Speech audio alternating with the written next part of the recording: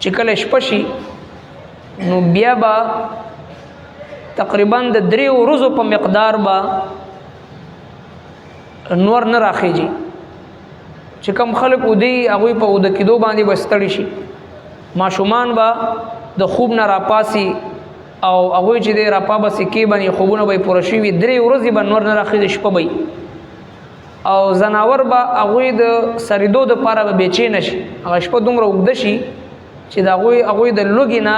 خپل چراګاه طرف ته خوراک طرف ته به زور کوي او ټول خلک به پریشانه وي دغه 3 ورځې بعد بیا به چې دی نور راخیږي مد هم به خو د مغرب طرف نه به راخیږي اعوذ بالله من الشیطان الرجیم بسم الله الرحمن الرحیم هل ينظرون إلا أن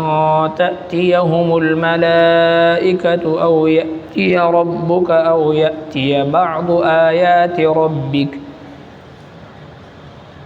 يوم يأتي بعض آيات ربك لا ينفع نفسا إيمانها لم تكن آمنت من قبل أو كسبت في إيمانها خيرا قل انتظروا إنا منتظرون صدق الله العظيم مخی آیت مبارکو کی اللہ رب کائنات دغه خلقو ته دا فرمایل چې کوم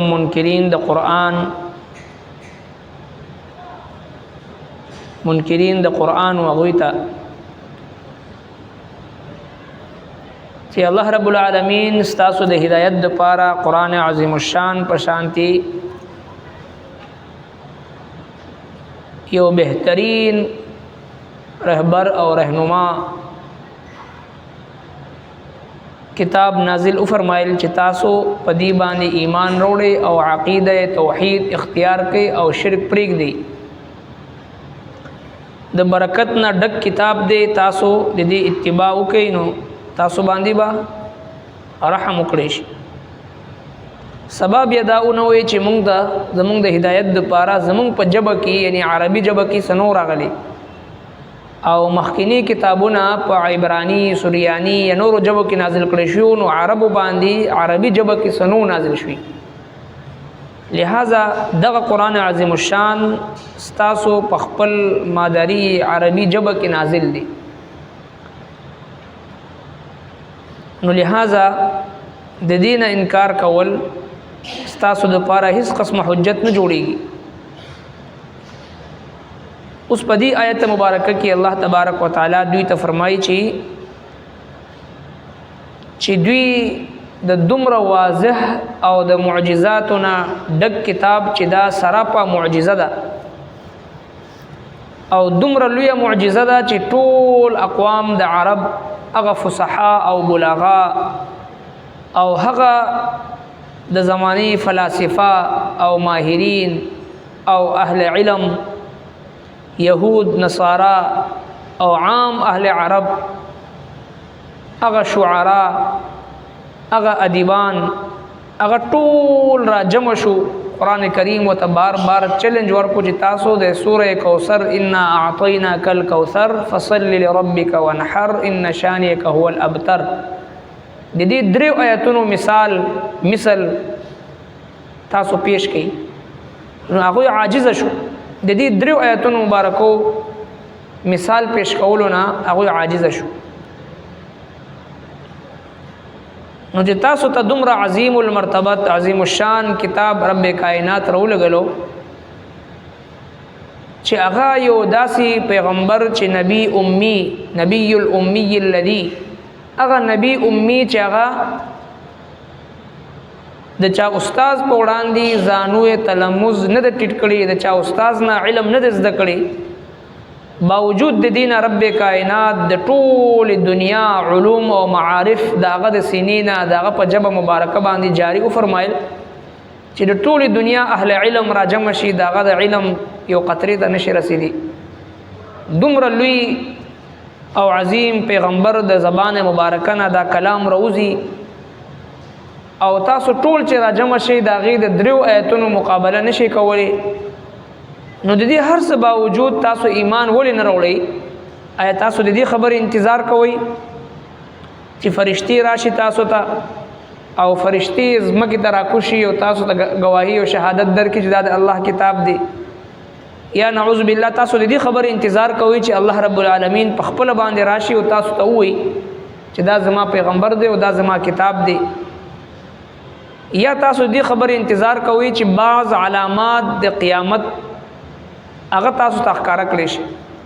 هغه تاسو ووینئ نو چې کله علامات د قیامت تاسو ته ښکارا کړی شي نو دا غینه بعد بیا د یو کس ایمان وروړل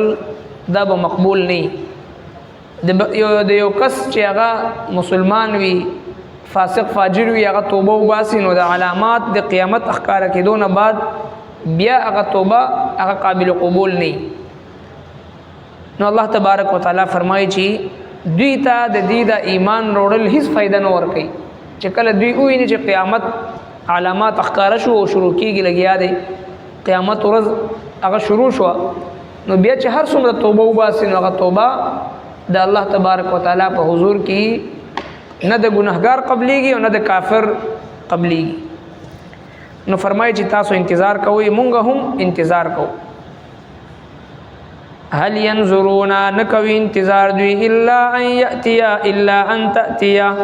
مگر د دې چې راشي دوی ته ملائکه فرشتي د مرګ ملائک د مرګ او یاتی ربک یا راشی رب استا د خپل شان مطابق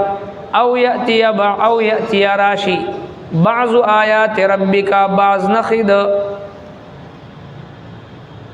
قیامت د رب استا بعض آیات ربک بعض نفی د عذاب د رب استا یوم یاتی پکم اور چراشی بعض آیات ربک بعض نخد عذاب در ربستا لا ينفع نفسا نفع بنور کوي هیڅ یو نفس تا ایمانها ایمان روړل داغه لم تکن امنت چې نوی روړي ایمان من قبل مخکد دینا او کسبت یعنی نه دې کړي فی ایمانها خیرا په حال د ایمان کې نیکی قلت ورته انتظروا انتظار کوي تاسو انا منتظرون مونږ هم انتظار کوونکو تاسو سره هل ينظرون نکوي دوی انتظار یعنی د قران عظیم الشان په شانتی داسې کتاب چې دوی داغه د جواب نه عاجز دي داسې مقدس کلام او داسې مبارک کلام چې دوی په خپل باندې وایي چې دا د انسان کلام نشي کېدی ځکه ټول انسانان ټول شعرا ټول ادیبان ټول فصحا او بلغا ټول ماهرین او ټول فلاسفه ټول ادیبان را جمع شي داغه د دریو آیاتونو مثال نشي پیش کولی نو معلومه شو دا معجزه ده کنه او د یو داسي هستی او د یو داسي شخصیت په زبان مبارکه باندې ادا کیږي چې هغه هستی نه د چا شاګرد دی او نه د چا نه زده کړه کړې ده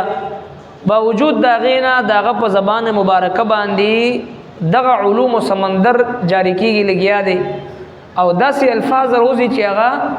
هیڅ یو انسان نشي ادا کولی نه څوک لیکلی شي او نه هغه الفاظ څوک ویلی شي